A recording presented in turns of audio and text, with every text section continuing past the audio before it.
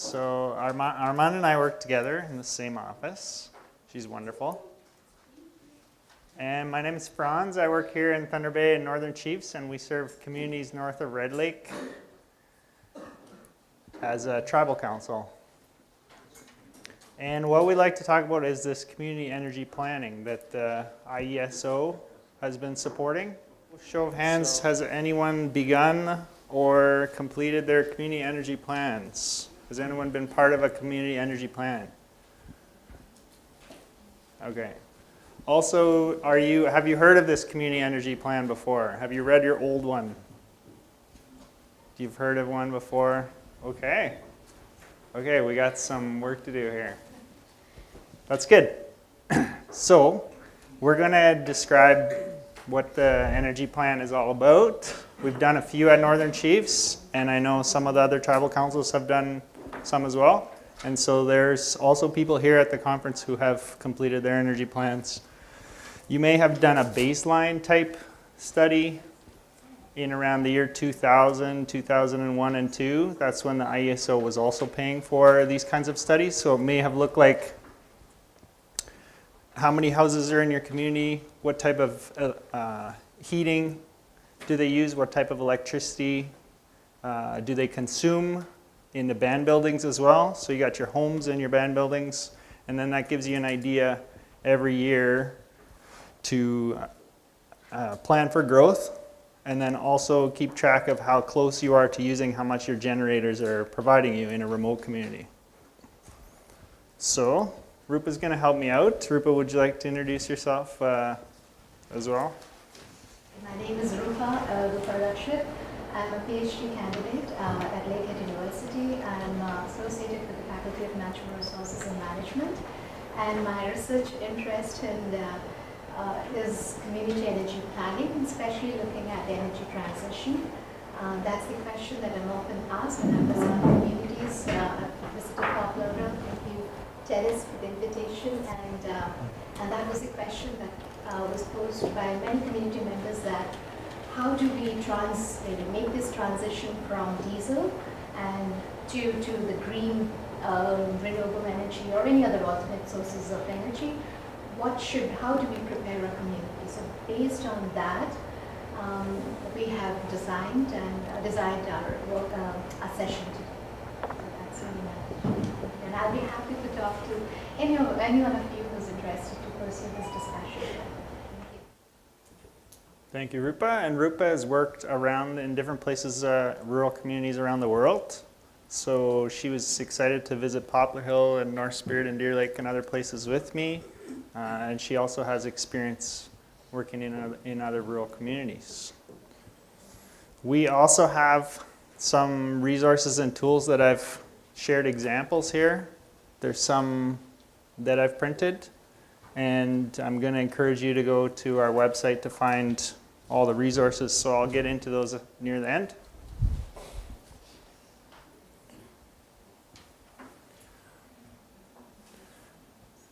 So I did speak a little bit about what the IESO and what we understand community energy planning to be. So the IESO has a fairly clear description of your energy plan, and then you can take that once you make your application.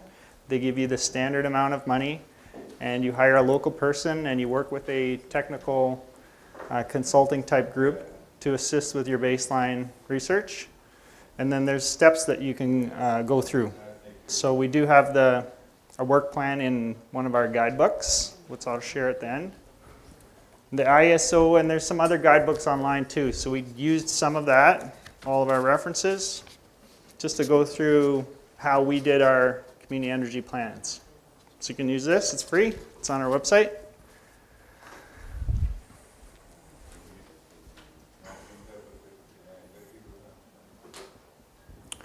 So they're off the ISO, and this is offered today. If you haven't heard of it before, we can also provide, or your tribal council, or whoever you get help with proposals. It's available today. You can check and see if you already have a energy plan that needs updating, or if you would like to start a new one. After about 10 years, they let you start a new one, even though in some of our communities we had completed somewhat of a energy plan. It was time to start a new one, they figured, after about 10 years. So this is the independent electricity, help me out, Brianne, systems operator. Okay, used to be the Ontario Power Authority, but we can point you in the right direction on where this funding is available. We consider it to be quite flexible, reasonable, meaningful to support this energy planning. And they're all about hiring someone in the community.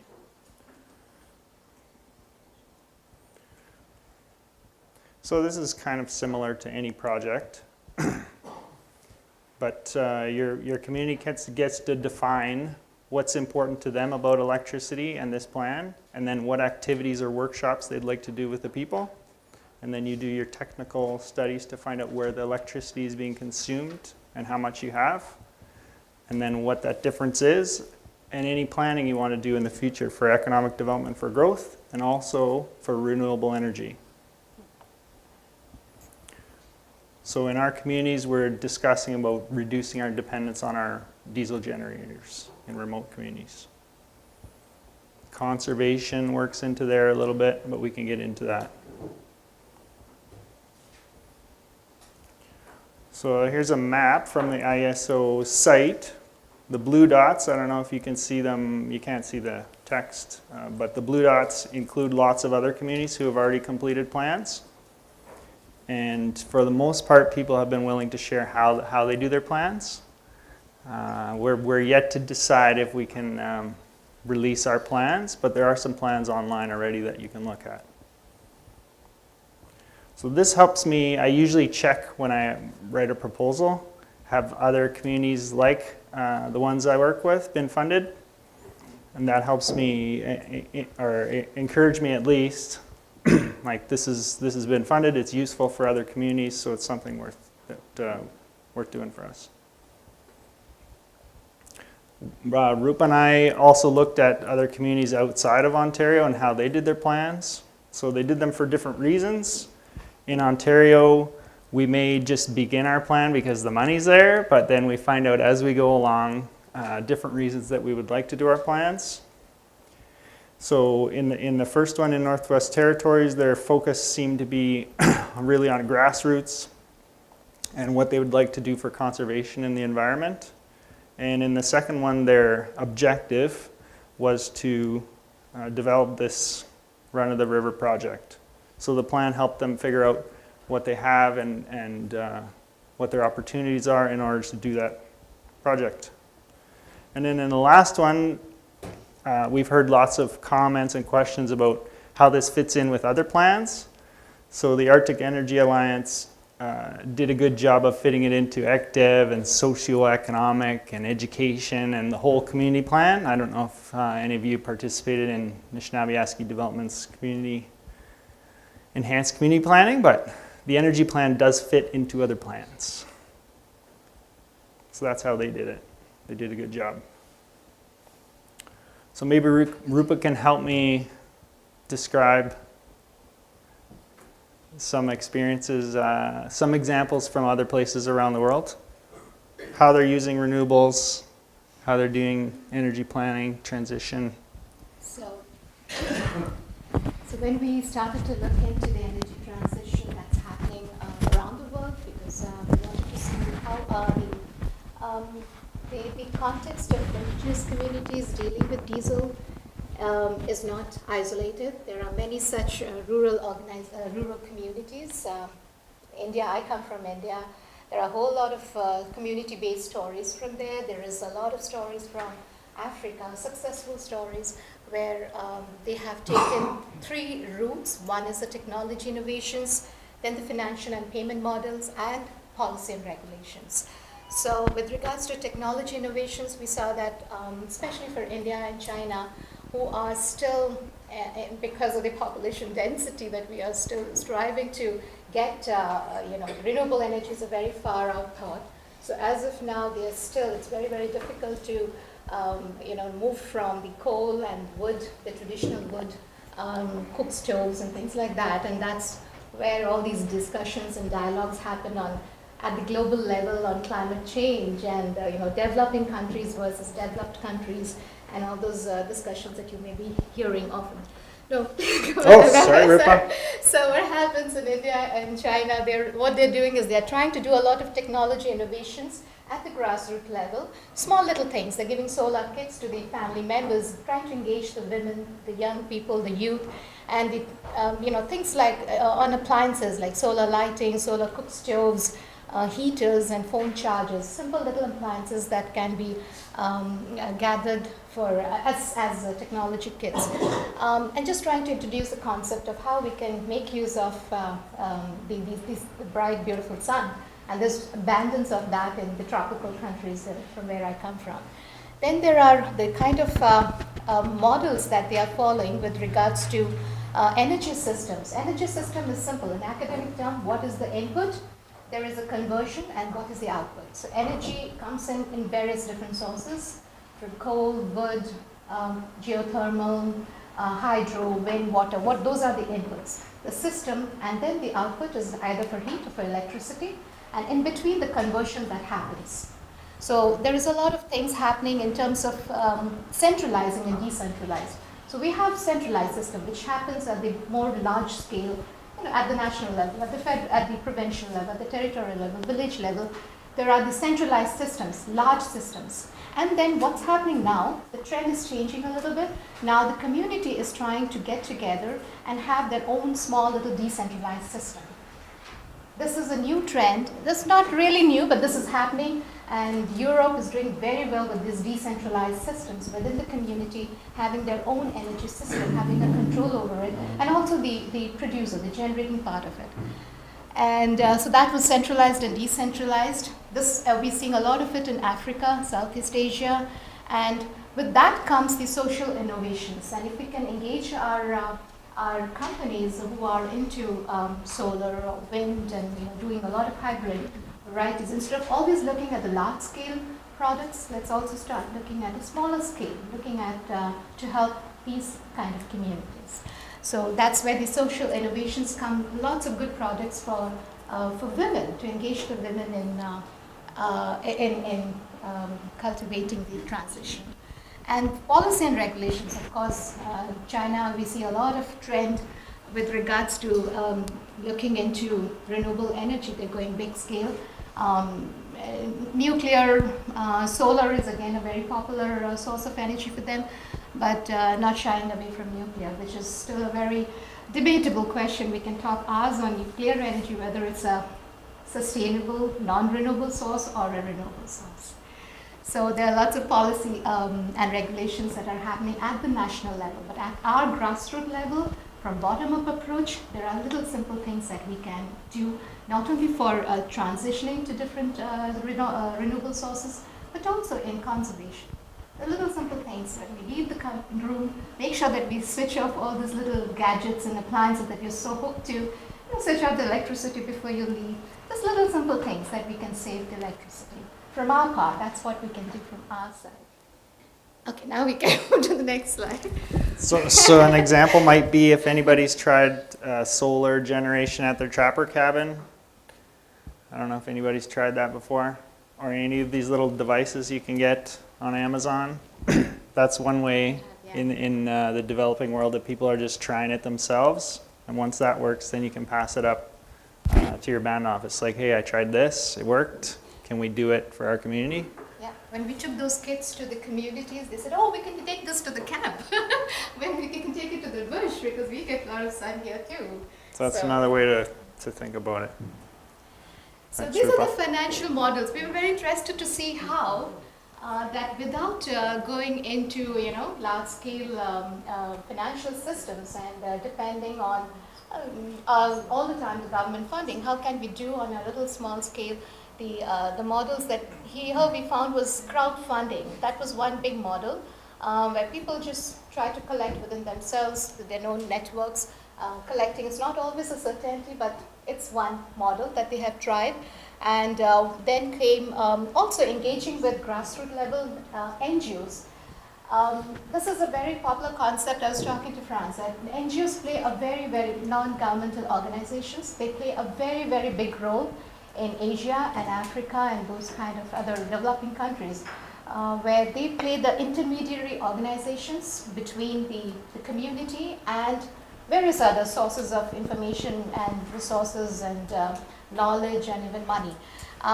In Canada, where I'm here, when I started to work here, I started to look for the NGOs, and it was very difficult to engage with the NGOs. There are not that many, and even if they are within their own area of interest and looking at the scope of exactly their the geographic scope. So then that role I found was being played by organizations like France and PRIAN and The tribal tribal councils. councils. They are Yep. playing that technical service role, but they're guiding the community members as to how to write the proposals, how to get funding. But then again, the funding is again on a very large scale. But this role is being played by the NGOs, very active grassroots level organizations in many parts of Asia and Africa. That was my experience. And then there was a lease. So either you can buy appliances or you can buy solar panels. You can buy them as you pay as you go kind of a model. But at the same time, you can buy them at one point or just take them on lease. Those kind of options Like were a available. lease, like a rental. Like you can rent it, try it out, rent it for a year or so, and then you like just like how it's happening with housing and things Or like cars, yeah. that. But if that kind of a model works out with a bank or private companies, it's another model that we can look at. So, and then there is community-owned energy cooperatives. These are very, very popular in European countries. Denmark is doing so well with windmills within their own. It's just like any other cooperative. All the community members pay a membership and make use of that gadget. So that's another very popular model that we see locally. And these are small little examples. I don't know if it's a hit and miss, and so it's not a one-size-fits-all. It's not one solution for every community. Every community have their own unique needs and requirement and the motivations and the drivers. So based on that, we could even give it a thought to try out these and engage with banks and private companies to try out these in a pilot study. Thank you. Thanks, Rupa. For my study, Franz has been so very helpful, and he played that role. He and his organizations and Amanda, all of them played that NGO role for me. And they are the intermediate. Many a times when we write our reports, or many a times when we mention about a work, we forget about the role of these organizations play, and they are bridging that academic, bringing the academic people to the field. That's the kind of support we need from the community, that what we study, it's all very book and academic, but how to translate those and how we can use that for the people of the communities, for communities in general. Thank you, Rupa. As Rupa says, we can learn from other rural communities, and why not try out some of the other things that other people are doing from around the world. It's all part of the transition. It's not just technology. That's a slide we will share with you. Currently, there's an eco-energy grant with INAC, and then there's energy planning with IESO, but there's other ways that you can begin to use renewable energies in your communities. So we wanted to think about if, as you're making your plan, or if you're going to apply for a plan tomorrow, or if your plan is done, what's the point of making a plan if it's just sits on the shelf, if you just make it up nice and then you file it? So we asked around how to make it more meaningful for the communities. So I had a few tips here, and then I was going to ask if anybody had any additional tips from our group here. So think about if you have any additional tips. So IESO, I'm really happy to let you know that they support wages for a local person, not just paying a consultant to come in and do everything, but they hire a local person for up to 2 years.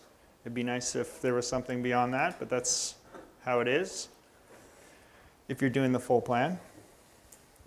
There's also, as you know, you ask around and let everybody know what you're doing to gain support from people who in your community who are leaders, elders, and then the technical people, public works. and EDOs.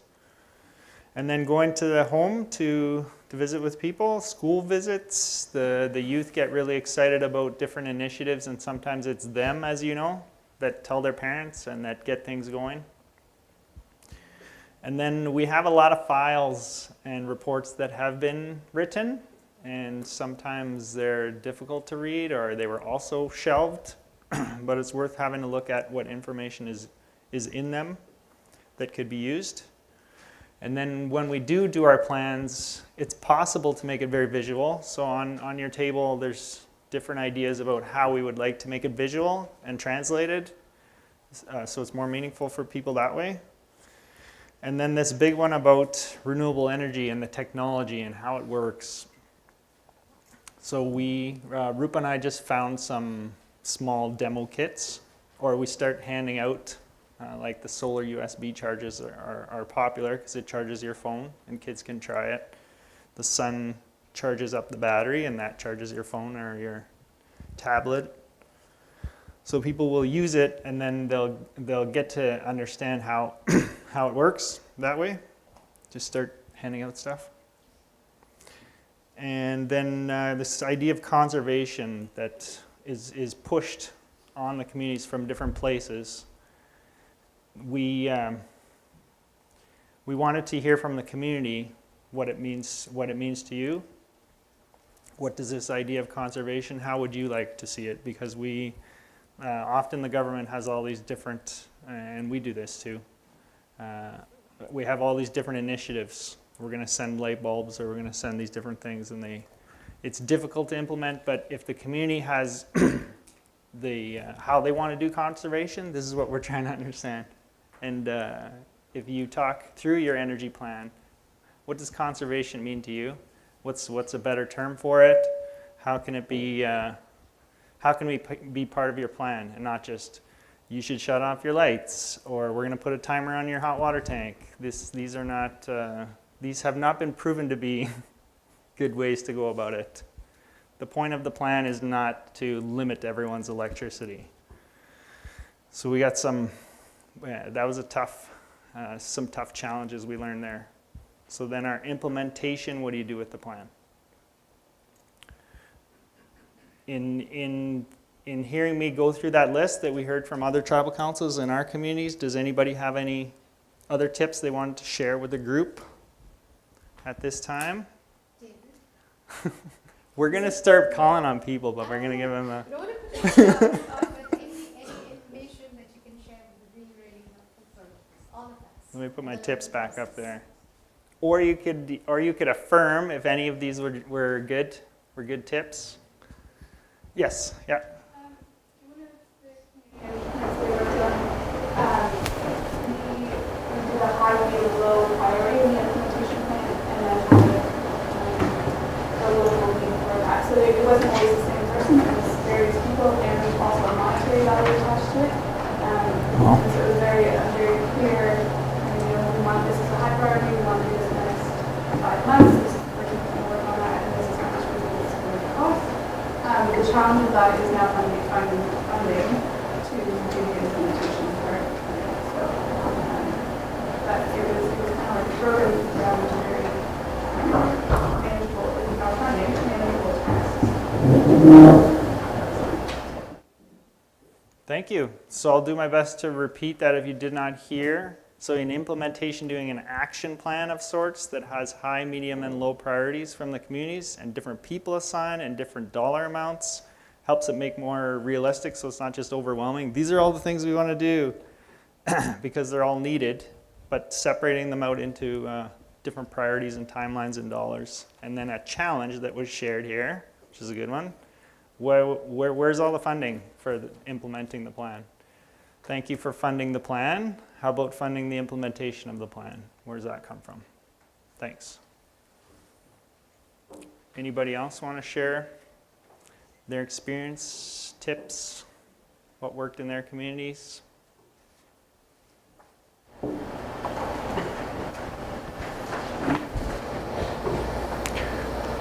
Yes. In our region, we have the Five Nations energy, and people when they first put the line in to hook up the communities in the north, people were expecting cheap costs of power, and but found it wasn't true. But part of the problem was that the power usage went right up because people were buying air conditioners and all this kinds of stuff. So they were using a lot of power in their homes. So there had to be some education that had to take place. Educate the community members about energy usage in the home. Thanks, Vern. Did everyone hear Vern fairly well? He's talking about the communities that are connected to Vive Energies along the coast and how changing from a diesel generator, which has a limited amount of power that you can use, to a transmission line, it's unlimited now. And how people needed to adjust to that big time. Yeah. Yes, another one. One First Nations Council. It's actually my colleagues that work in Steuben, who's been working with our communities on our energy plans, and he had shared some of the tips that worked for us. We have a community energy advisor, a local lead, but one of the challenges they were having is how do they actually interact with the community to get the information. So he used Google surveys quite a bit, and the energy advisors like that because it gives them something to take to a community member. It's just another tool. So we use Google surveys. They have their weekly calls just to keep everybody on track because an opportunity for all of our 5 communities to communicate with each other and share what's working and what's not. And it's just a little bit of a support network for the groups that are working on it in the communities. And the other thing that we have been using is it's called Basecamp. It's an online project collaboration software, and it's just another form of communication and support. Because what we found with our energy advisors, they've been put in these positions, but they might not have the capacity or the training or the information to actually go out and talk to community members and get the information that they need and to talk energy and terminology and that sort of thing. So it's just another place for them all to connect and find that support from the other communities. And I think those are sort of the 3 tools that we use and tips that helped our energy advisors. Thank you.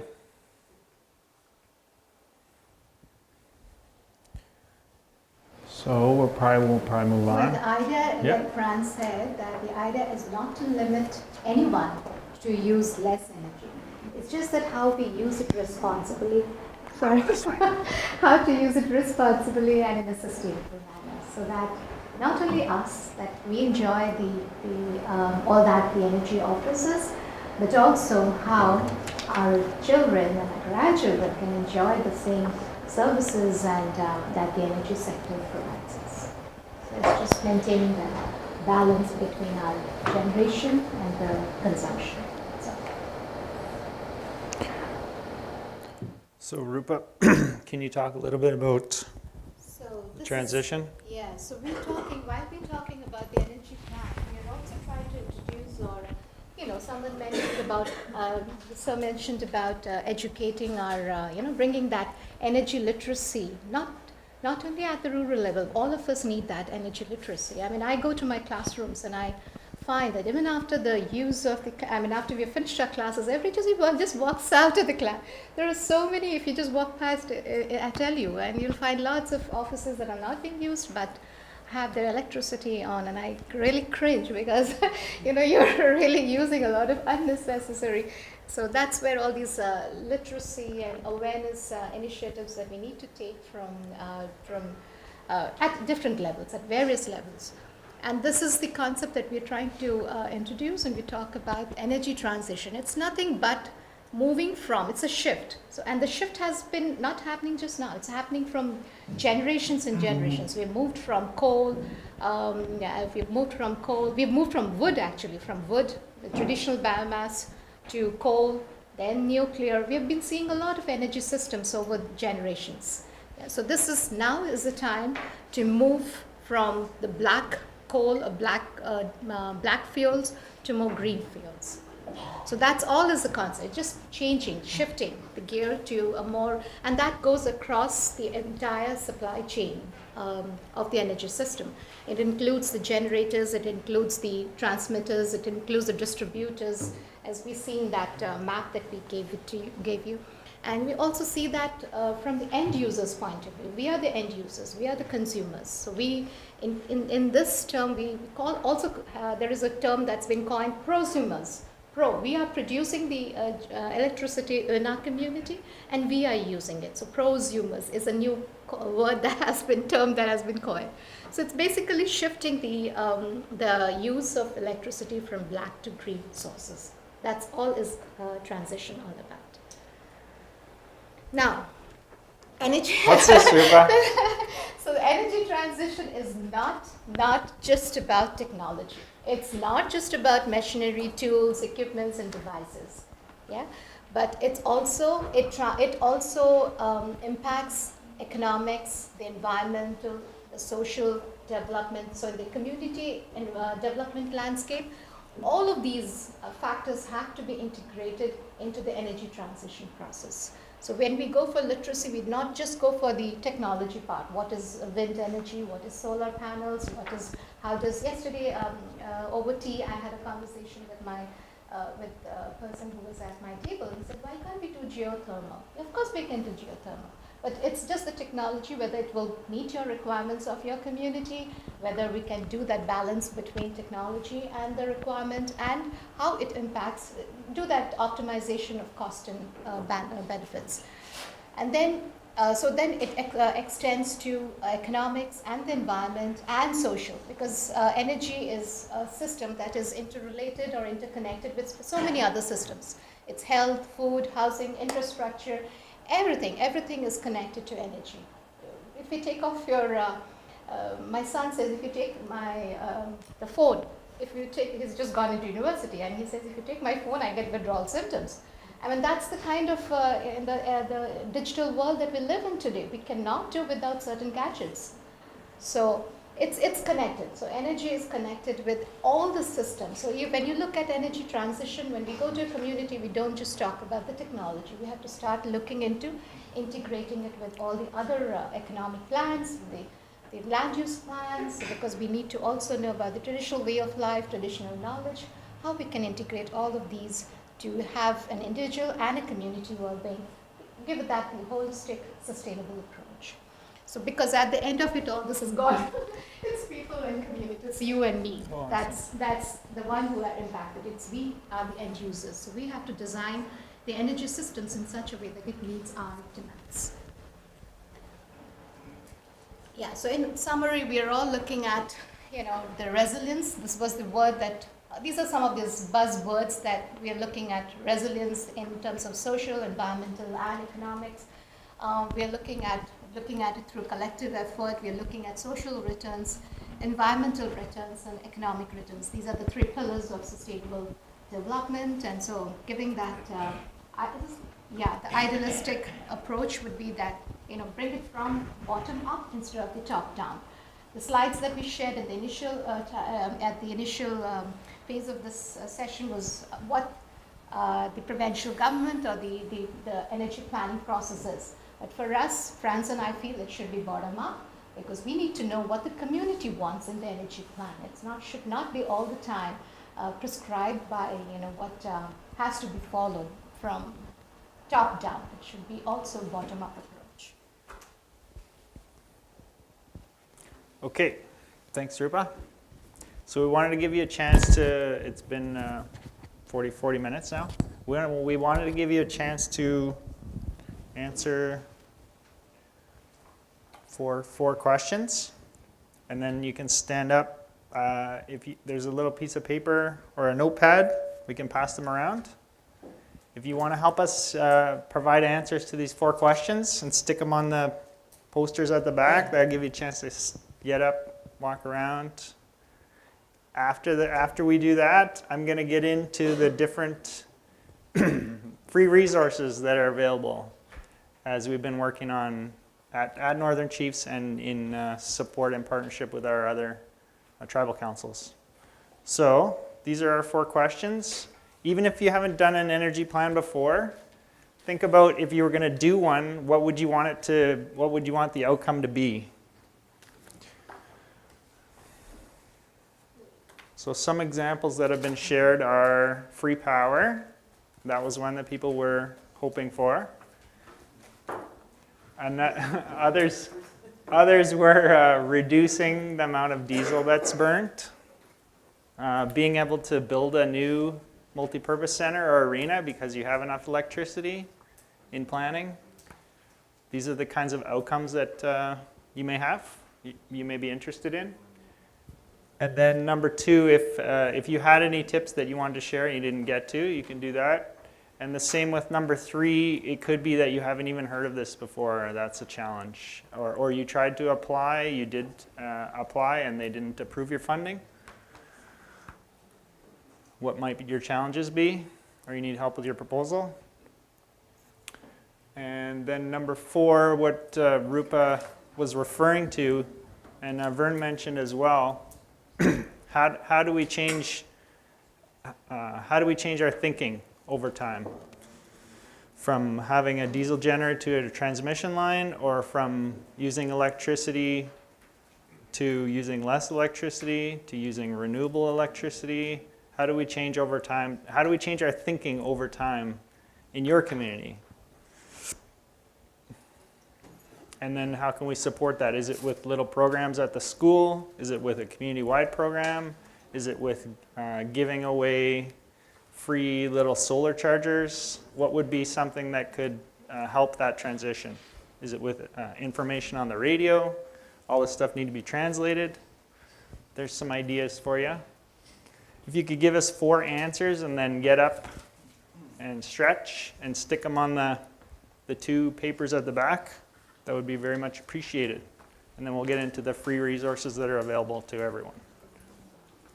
So if you want to finish up with your responses, I have some handouts here, but I also encourage everyone to get our resources from the kochiefs.ca website. kochiefs.ca, or if everyone knows knet.ca, there's a link from there. KNET is now, its website is mostly about KNET, so Northern Chiefs has its own KO Chiefs website. But you'll find it through KNET or KO Chiefs. I put it on the homepage there. Also, we can email you these things, but this, okay, so our profile, it came from, and what we're looking for is feedback on this profile. So this came from mostly remote communities, from people who began to ask. I know there's generators at the airport, but I'm not sure how we run them or what we're using. So we made up this little profile, and this is for one of our communities that has, uniquely enough, has solar power, has wind power, and has a diesel generator. And if you do have a solar installation, ask your developer if they can do this for you. Apparently it's built in already. So they can tell based on the weather, and this is all something that KNET's doing. So we want to make it available to your community if you want to try it out. You can put in your information and your community at the top, and you can put it on your community's website if you want, or you can just print it as a poster. This is what happened in our community last year or in the last month. And this is what community members are asking us to do so that people can better understand what happens with the community generation. So this is kind of neat. Based on if it's sunny out, you can see how much solar power is generated over the year, over the month. And then there's some more information here about over the year, how much it's generated in total. And this one's kind of, we just put it in there to show that this water power is made up of some of the mix of the community, and it doesn't really change. I mean, it does with water flow and if there's ice on the river and such, but we don't really have any indicators on our water plant, on our run of the river that shows every day. We just kind of guess. It's kind of working because it's fairly old. But with the solar, you can tell every day, every minute what's going on. So then we take that into our community generation, and we can tell this red is diesel, the blue is water, and the green is our solar panel for the last year. And I'm hoping that these kind of visuals can help any community member understand this is what's going on. And then if we have a change over the next year, we can show that. So this is one resource that we want to make available to everyone. If you want to try this for your community, find out how much fuel you got shipped in, how much was burned, and then also there's a difference, as many of you know, in a remote community between how much you can store in your community during a winter road at a cheaper rate based on, as opposed to how much you have to fly in. And then your population there, if it's growing, and then your total electricity at the diesel generators, when they were installed, how much power they generate. And this one has to do with if you have this much electricity that you can make, and then how much the houses in the band buildings are asking for, then you can figure out how close you are to that peak. And if you get near the peak, as you know, you can't connect any more buildings or houses. So that's another one that the communities are asking for. And then in total, how much energy was used, and you can track that over the year. So this is just an idea we came up with based on our communities asking us. So let us know what you think about this, if there's other little boxes that we should add, or does it make sense? Think about it. So I handed out a few, but it's also on the website.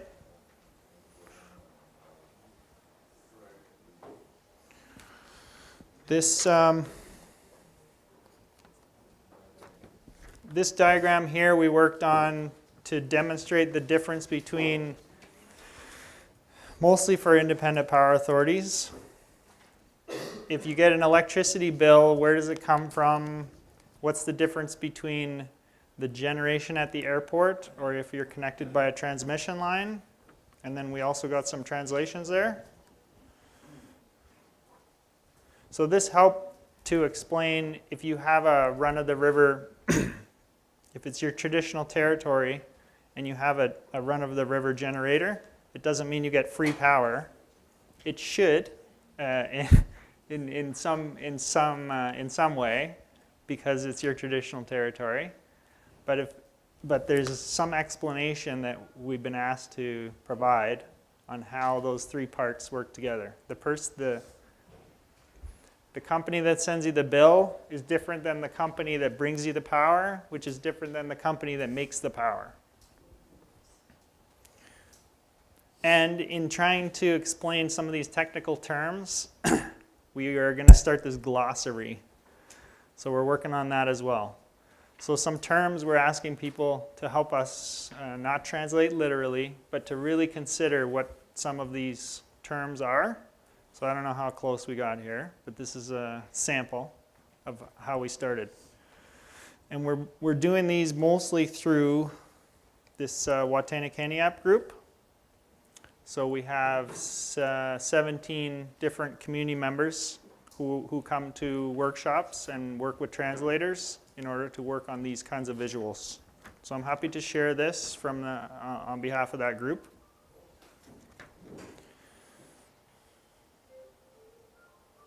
So we made up a little course as well. This is grade 7 and 8 level about. And then we asked the Internet High School to put it into their course platform. So any of the community members who have taken a high school course may be familiar with how they work. You just work on your own time, on your own schedule, and you do the quizzes, which help to reinforce the information that you learned. So there's no right or wrong answers in the quizzes. They're mostly about reflection, about what do you think about this? What do you think about the electricity in your community? So I printed out only 2 copies because again, I'm pushing, we're pushing conservation, right? But the curriculum is going to be available on the website, and we want to know your feedback too. Is there something that's missing? Someone I was speaking with mentioned in the grade 7 or 8 course, which is available to energy planners or anyone in the communities, public works manager, EDO, anybody could do this little course. We figure in a week, if you work on it 2 or 3 hours a day. What was I getting at? Oh, we need to add an electricity bill. And what does it mean in our little course here? So we can do that. And if anybody has any feedback on other things that should be in our little course, we can throw it in there. So we're looking for feedback on our course. We have your email addresses, and if you're interested, we can send these resources to you. And you can talk to your community member or the local champions that you have in your community. So it includes how to read your meter and how much electricity people consume in Ontario and Canada, how much electricity is consumed when you run the washer or you run the stove, and then a little bit about pros and cons about renewable and non-renewable energy. And at the end of there's 3 little modules. At the end of the module, there's a little exercise you can do with kids at the school.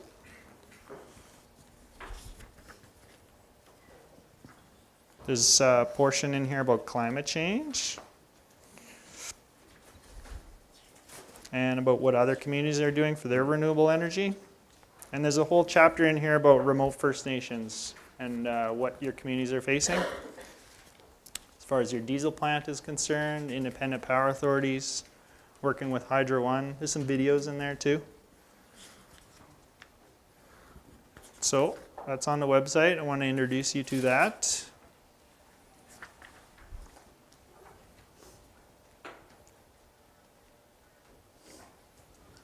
The last thing I'll mention here is this: if you're going to do an energy plan, there's some on the internet already, and so we took some of those resources and we combined them into this one to use for our communities, remote communities. So it goes through a little bit of background about the energy plan, and then it has each section on your energy plan, what to think about for each of the parts. So if you're doing your vision statement, what kind of activities could you do with your community or with youth to do your vision statement? Your baseline, your conservation, some kind of activities that you could do with your community and with youth. Here's one question we had. If you had $500 to use less electricity, what would you use it for? Would you get new windows? Would you get a new freezer? Would you get timer? Would you get lights? These are the kinds of, it's wide open in your energy plan. So each sheet it's kind of like a worksheet for each section of your energy plan. So we're looking for feedback on that too. Does it make sense? Would you like to use it? Can we update it? Finally, not sure how this is going to fit, but we wanted to make a little animation where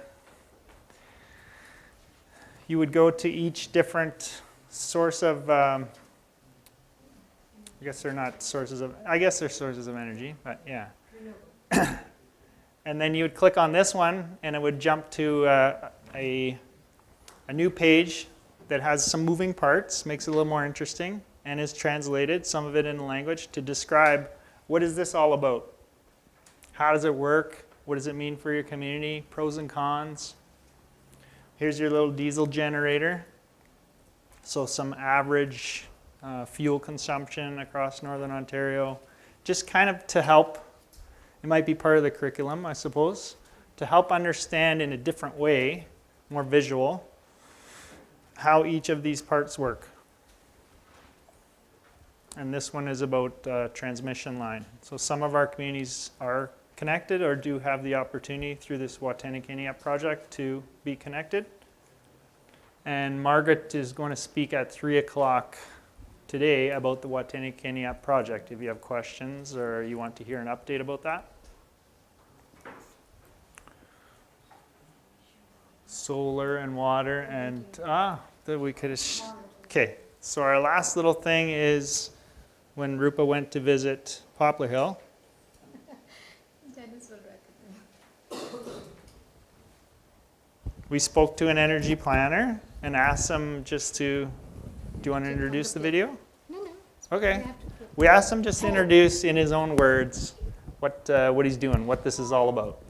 And he's the energy coordinator, the energy focal points. We're trying to identify local champions from the community, especially engaging the youth and talking to them about what renewable sources of energy are, the technology, plus how they can communicate the same to their community members in these questions. So this is, let's see if Dennis can recognize. So this is it. This is the end of our presentation, and then we can have some questions. And I'm the energy coordinator here in Poplar Hill. So right now we're still in our early phase. Getting the community used to the new changes that's coming. Yeah, so right now as you can see we got solar panels here and here too as well. And hopefully in the future get the power line in and get the people here, get used to the new changes and all that stuff. And right now I'm still slowly learning as a energy coordinator. And so for the hopefully next few years, get people used to the new changes and all that stuff. And yeah, so hopefully get all that done. So hoping we're trying to adapt our knowledge to empower change. And that's the theme of the conference this year. And I'm hoping that with our knowledge and information that we can share with each other, we're trying to empower that change, that shift to greener sources and sustainable ways of living. Is there a question there? Yes. Another question there for this. So the panels there, sometimes where I'm from, I guess some other communities where they're experiencing with weather, cloud overcast and all that, if it lasts for a week, like a week or also, does it affect that or is it still good? The solar energy or there would be an option like solar and wind power at the same time, combine it. So the question is about renewable energy. Is it reliable? What about changes in weather? And yes, my understanding is when you're working with solar, it depends on the weather. And in the summer, it's great, but there's also snow, as you know. So it's somebody's job to take the snow. If there's snow on it, it's not giving you anything. And wind, if you have wind, that helps. And these are all part of your electricity mix. But my understanding is solar cannot power your whole community every day, all year. These are all parts that work together as a mix, but they do help based on this community. For the bid project, an option as well, but that was, other things to help, but that instead of sort of panels, that maybe wind power. So is wind power? Some people don't like crops spinning around in there, and I'm not sure about that. Yes, so we do have in Casablanca, Big Trout, Fort Severn had a wind turbine.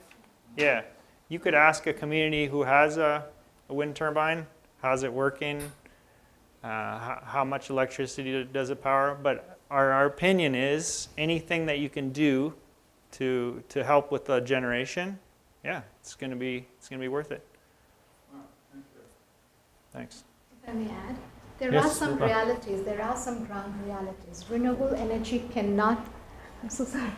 There are some ground realities, and that is that renewable energy cannot power our entire community. It is part of a mix. It can complement the energy systems that we have. It will be supplementing, but not necessarily taking care of the entire power. For that, we need very large-scale infrastructure and investments.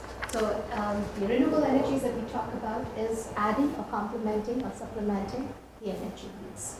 That's one. And with innovations, there's lots of innovations happening. There are lots of different, I don't know whether we have any organization here. Last time we had some solar power organizations, and the technologies are improving. There is innovations with the battery, the storage. So there are different options. Even when the weather is intermittent, there are different options of saving or conserving this energy, which can be used during the winter when we need it most for heating. So it's electricity and heat. We need the energy for two purposes. And for Canada, for countries like where we live, heating is a great use of renewables. How are we doing, Armando? It's 10:15. We have time for more questions. If there's any other questions? Our email address is here. We would be really very happy to have any conversations, any discussions that you may have post this session. We'd be really grateful for your feedback, and if you've come across any good energy, stories, success stories that you would like us to be aware of. There is the other thing is that when we look at the IESO website, there are and Franz showed us a map that the energy planning has been happening or is happening in many communities, but we do not get to know what is happening after that. Whether they're actually being, we have no. Yeah, we don't know if they're being used. Understanding whether these energy plans, whether they're on the shelf, whether they're at what stage of implementation they are at. So we'd be very happy to document any of these, different kinds of challenges. There are opportunities and challenges. Even the challenges that comes from one community may be helpful to learn and understand and to avoid those, to meet those challenges for some of the communities. Just sharing those information and documenting. And one day, maybe hopefully next year, we'll be able to share a website which will house all these tools that we shared with you. And that's when we want to share more videos, small little links of how energy planning has happened in your communities. We can have those little bites, and also all these success stories, because we all learn from each other. We are all empowering each other with the knowledge and information. It's all about energy literacy, as Sir informed us. Thank you. Are there any other questions? I have one question. Yes, Vince. How do we find out, I know Bears Lake was on that green lake, and I was wondering, when you showed that map early in the presentation? Yeah. I believe that on that map there, right there, Yeah. you see Bears Lake readiness. I was wondering what the plan detailed, what it shows us to, what the energy plan covers. Oh, that was Is there any way to know what exactly is covered under that plan?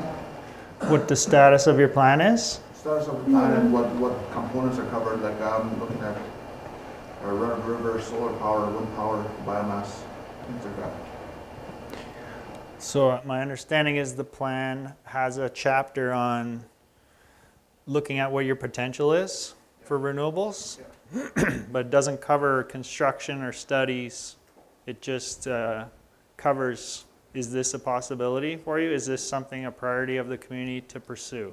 How can you amend the plan to cover solar, wind, and construction? So would the question is, would the ISO consider spending any of your planning contract money on actual studies on the implementation part? Yeah, we've asked them that and they've said no. But maybe there are other funds elsewhere once your plan is done to implement. Basically, just looks at the potential and that's it. Yeah, basically this is what this comprehensive long-term plan is. So how do we go about using that plan in place to start our projects? Yeah, there's your question. What we made this plan. Thank you very much. What do we do next? There are different grants out there, but you got to go look other places and you got to work hard to fight for studies to implement. Even these conservation, if you want to do any kind of initiatives in implementation, you got to go and apply to all kinds of different places with your ideas, especially with studies, wind power, solar. Those are difficult to have funded outside of INAC's Eco Energy Grant. My small little suggestion would be to talk to your technical service, Travel Council Technical Services, and they may be able to help you guide through several agencies like NOHFC, there is Ontario Trillium Foundation, IESO, yes. David? I think Eco Energy, I think they're going to reach. Sorry? INAC's program is Yeah. REACH? REACH, okay. Okay. So there are lots of Thanks, options David. there. It's just that each of these funding agencies have their own mandates and they have their, they set out certain guidelines and certain areas that they would like to focus, and it's just to identify those. And I think that's a really good suggestion that's come from the floor, that we introduce and mention all the funding agencies. For implementation. For implementation, because we Yeah. thought we are still in that stage where people are still trying to, do the energy plans. But I think will start focusing on. Thank you so much for that. So we'll try and list all the funding agencies at different levels. That'd be good to know. Like, Yeah. for all the communities, it'd be good to know. Like, what I'm looking at basically is there's so many steps involved in all that. Absolutely. And a lot of communities don't even know where to No, start. that's correct, absolutely. I think we'll make we have to make a page on just the Sure. funding sources and the steps and the guidelines on how to acquire. Implementation. Even the writing style, yeah. There are certain buzzwords that need to be there in that proposal. and that's when you get that. So there are those traditional funding agencies, but there are lots of other organizations, and we will definitely try to look into it. Thank you so much for that suggestion. Does anybody want to comment on that implementation? Okay. Are there any other questions about energy planning, implementation? Please we'll be happy to be in touch with you. Please, Yeah, we'll be remain in here. touch with We'll be us. here all day. We can make a small little community of practice with just energy planning. Yeah? So we definitely would like to be in touch.